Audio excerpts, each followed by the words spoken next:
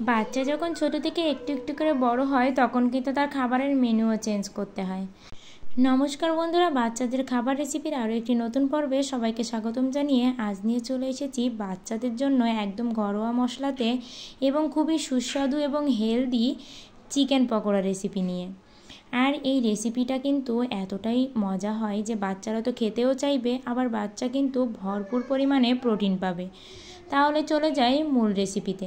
এছাড়াও কিন্তু বাচ্চার ওজনও বৃদ্ধি পাবে, তাই তো বাচ্চার ওজন বৃদ্ধি করতে, বাচ্চাকে সঠিক পুষ্টি দিতে মাঝে মধ্যে কিন্তু এমন ধরনের স্ন্যাক্সও বাচ্চাকে খাওয়ানো যায়।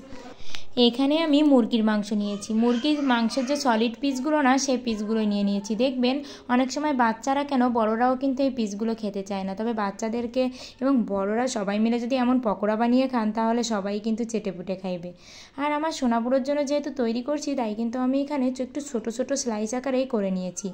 আর এর ভিতরে দিয়ে দিচ্ছি পেঁয়াজ রসুন বাটা, জিরা বাটা, অল্প পরিমাণে শুকনো লঙ্কা বাটা, আর দিয়ে দিলাম কর্নফ্লাওয়ার, লবণ, হলুদ আর খাবার সোডা। আর এগুলো দিয়েই আমি এই মাংসটাকে মাখিয়ে ম্যারিনেট করে এভাবে রেখে দেব। আপনারা 10 থেকে 15 মিনিটের মতো এটাকে রেখে দেবেন, তাহলে মাংসের ভিতরে খুব ভালো করেই মশলাগুলো ঢুকে যাবে। এবার একটা কড়াইয়ে তেল দিয়ে তেলটা একটু গরম হতেই আমি এর ভিতরে একে একে এই চিকেনের পিসগুলো দিয়ে দেব। আর ছোট করে আমি এটাকে কেটেছি বলে এটার ভিতরে যেমন সুন্দর মশলা ঢুকবে, তেমন কিন্তু খুব শীঘ্রই এটা ফ্রাই করা হয়ে যাবে।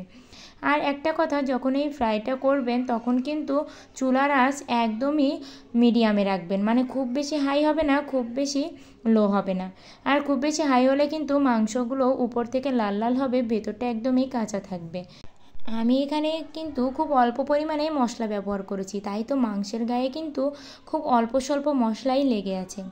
আর এখানে আমার প্রিয় বন্ধুদের বলতে চাই, আমার ভিডিওগুলো ভালো লাগলে অবশ্যই লাইক করবেন আর কমেন্টে আপনাদের ব্যক্তিগত মতামত জানাবেন। আর আমার চ্যানেলটি সাবস্ক্রাইব করে পাশের ঘন্টাটি বাজিয়ে অল অপশনে সেট দিয়ে রাখবেন।